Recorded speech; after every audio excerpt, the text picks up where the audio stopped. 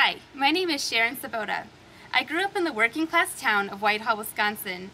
My mom was a teacher and my dad was a janitor. At 17, I craved for a larger world than the one that I knew, so I did what anyone would do. I applied for a Kikkoman soy sauce scholarship and moved out of Wisconsin and into the heart of Tokyo. And I've been traveling and collecting stories ever since. I've learned that when life doesn't go as planned, it's best to embrace it as content. When I went through a breakup at the age of 29 and realized I wouldn't meet my blueprint plan of having a husband and a child before the age of 30, I decided that rather than feeling sorry for myself, I should do something to give back.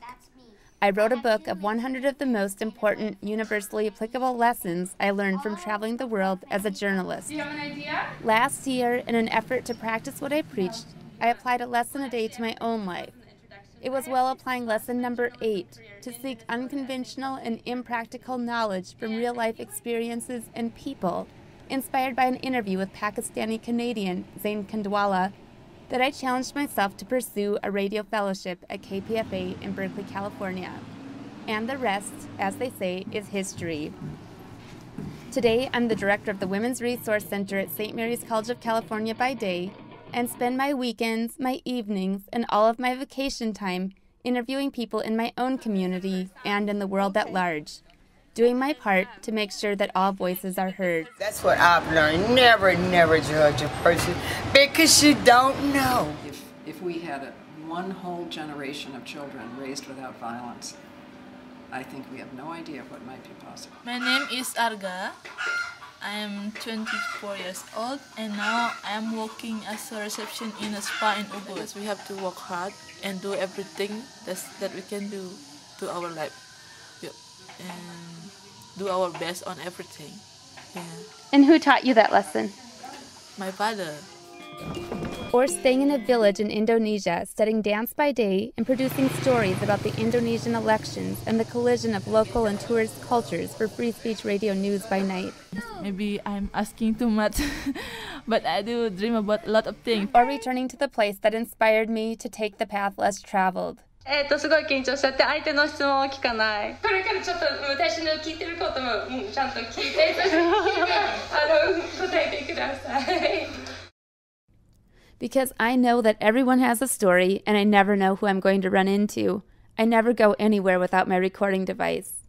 I recently went to New York City to cover the Book Expo, where I interviewed hundreds of authors, but it was during downtime when I was off the beaten path that I ran into these 3 men. Jazz musician John Regan, who began singing at the age of 33. You know, I guess it's about getting lost in the process. I've been trying to have mainstream success since I'm 15 years old. And I never had mainstream success, but I had a lot of success. I think by nature of the fact that I'm in this business and loving this business.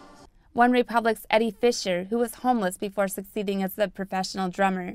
I sacrificed everything to get where I am, you know. It's sacrificing for your dream, to follow your dream is definitely, it is a sacrifice, because if dreams were easy, you know, they wouldn't be dreams. Music tends to heal the heart, soothe the mind and soul, and with that, you know, people can change through softening their hearts and finding love within themselves and within music and within everybody else. The infamous Lenny, who's shown up at the NBC Today show every day for 18 years. Yeah, I'm a morning person. I love to get up and have something to do. It's my morning therapy. And do people usually remember you from the Today show? Most of them do. You can't forget this ugly face. What are some changes that you've watched happen here over the last 18 years? I just met lots of nice people over the last few years. Everybody's been quite kind. They walk up and they greet them, they greet me, and they tell me about their lives, and that they're unbelievable. They say I influenced them in some way, which makes me happy.